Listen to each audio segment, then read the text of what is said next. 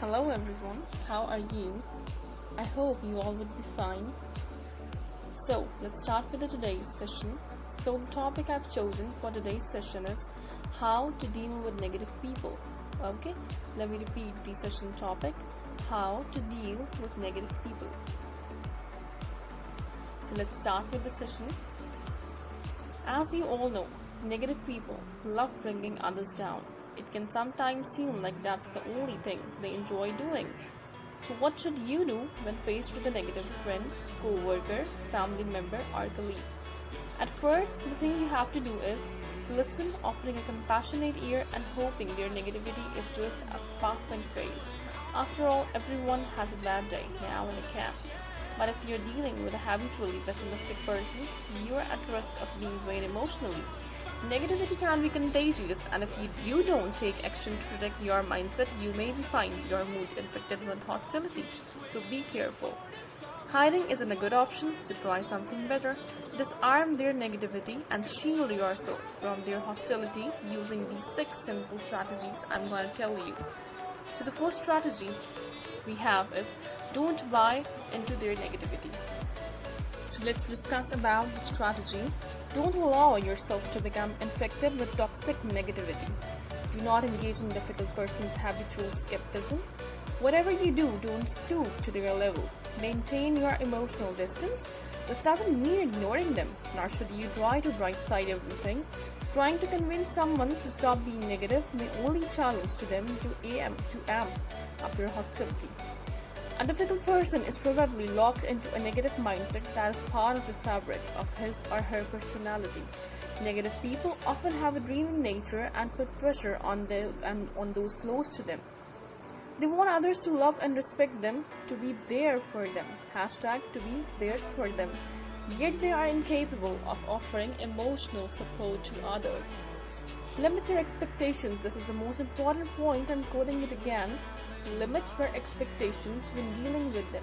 A negative person isn't a good choice to turn to when you're feeling down. When you do engage with them, use non-committal language. Acknowledge their comments without endorsing what they are saying. Agree with them as far as you can.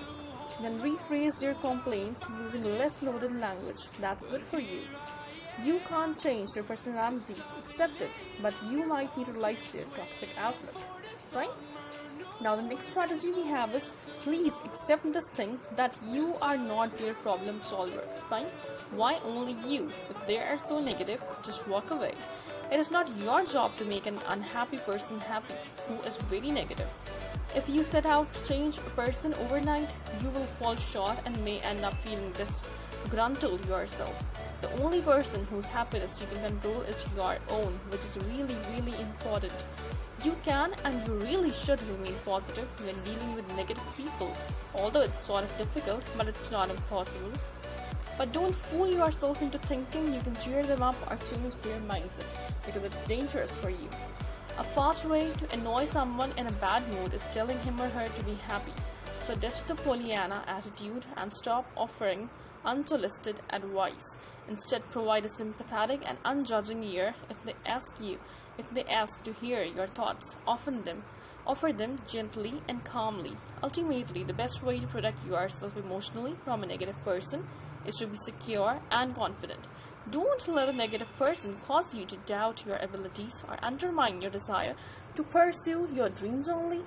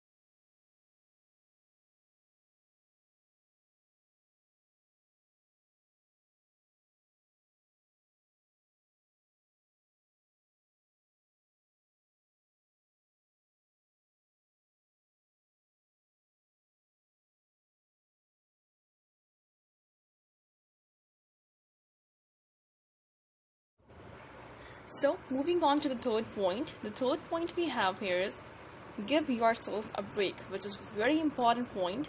Setting boundaries is how you give yourself a break from an encroaching negative person. You need space where you can clear your head after dealing with someone who zaps you emotionally.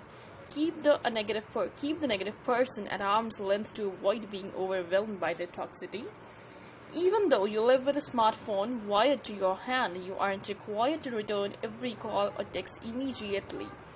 When you're frustrated or annoyed with a difficult person, take some time to collect your thoughts. Contact them when you are calmer. Give yourself time to recharge your batteries, so when you do deal with them, you have the endurance and patience to handle them with grace. It's really wise to limit your exposure to the person when possible. Don't feel pressured to invite them to lunch or coffee. When you must hang out with them, try to do so in group settings so you won't have to deal with them on one-to-one. Okay, if you did not get it, you can just text me out. I'll explain it again. Now the fourth strategy we have is hold your tongue, because holding your tongue, stopping it from saying anything, it depends on you. So when dealing with a negative person, it's tempting to let yourself slide into anger or frustration, but save yourself the heartache. Responding angrily only feeds their negativity, nothing else. Hold your tongue and listen. Eventually, when they realize you won't give them the reaction they seek, they will take their angry rants elsewhere. Tempering your emotional responses can be difficult, but it is a key to maintaining inner peace, so mind it. Try not to take insensitive or tactless comments personally. Negative people are often so wrapped up in anger about perceived indignities that they aren't aware of how insulting they came across. Listen without judgment. They may have a valid point, but listen quietly. Even if it's buried in gloom and doom, look for a takeaway you can learn from. If you do respond, keep it objective and unemotional. Explain your points carefully and thoughtfully. Do this and you'll never again regret a conversation with a negative person. So, the next strategy we have is take charge of the conversation. Take charge of the conversation. When a person is constantly complaining about certain events or subjects, you can use a technique called appreciative inquiry. Appreciative inquiry, which is a process of asking questions to help the person gain a more positive outlook. If the person is brooding about a past event, ask questions that focus on the positive aspects of their experiences or about the future. Such questions might include, what are some good things that came out of the experience, or what would you like to see happen next time? Reframing the negative language helps them focus on how to achieve a brighter future in a positive way. You can guide the conversation toward neutral topics by gently acknowledging what they are saying before moving on to something new. You might say, yes, I can see that you are upset and how the meeting went. By the way, have you had a chance to look at the report that was sent out? No? There are some interesting ideas in here. Just make sure you apply them in your life. So, moving on to the next strategy we have is be the light. Okay? It's not, turning on any bulb or turning on any tube light. Be the light for someone else. Strive to personify positivity. Wear your enthusiasm like an armor against a negative person's onslaught of hostility. Affirm your positivity by doing nice things for a negative person on occasion. These don't have to be huge. Compliment them for something they genuinely did well, not fakeism. Remember it. Remind them of a moment when they were happy and things were going well for them. That would be very good for them. For instance, you might say, remember when you were able to bring in that big client and everyone was so impressed? That was a good day for the company, isn't that? Small gestures will chip away at their negativity. They might eventually find joy, but if they don't, so be it. Doing nice things for others will make you feel good about yourself and affirm your positive mindset.